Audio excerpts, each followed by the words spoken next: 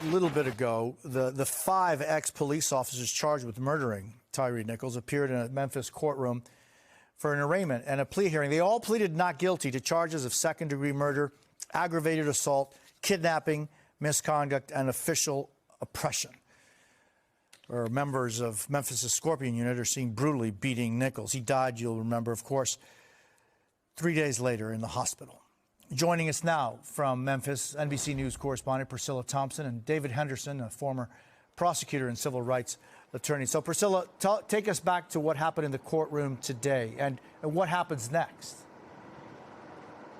Yeah, Jose. Well, the family arrived here this morning very stoic as they sat in that courtroom. We didn't see any emotion from them as they sat flanked by their attorneys. And shortly after they were seated in that courtroom, those five officers marched in alongside their attorneys. And I shouted a question at the officers as they were making their way into the courtroom, asking if they had anything they wanted to say. And no one responded to that question. They all wore masks, so it was very difficult to see any sort of facial expressions from them. And then, of course, they went into the courtroom facing the judge, and it was a very quick hearing, under 5 minutes. The judge asked them how they intended to plea, and all of them pled not guilty, and that was the end of it. And then they marched out of that courtroom just as they had come in.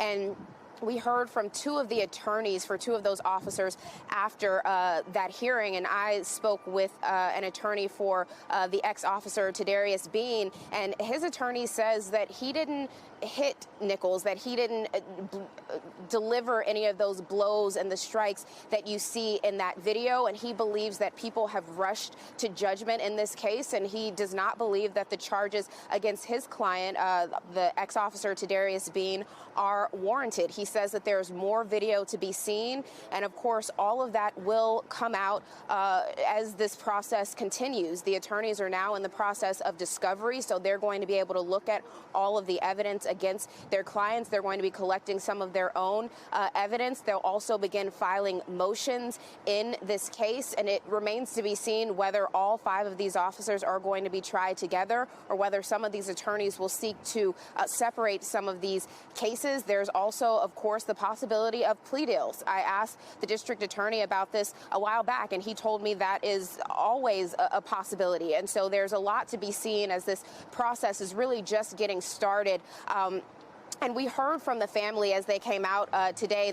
One of the first people to speak was the stepfather of Tyre Nichols, Rodney Wells, and he called this a glorious day. He said this is a glorious day, that it is the first day in the process of them beginning to get some kind of justice. And the message that we've heard echoed from the family and also in court today is that this will take time. This is not going to be a speedy process. The charges came rather quickly, but now begins sort of the long process of continued investigations and actually putting this case on trial and seeing how it ultimately turns out. But the family today calling it a glorious day and grateful for the support that they've received from the community and around the country.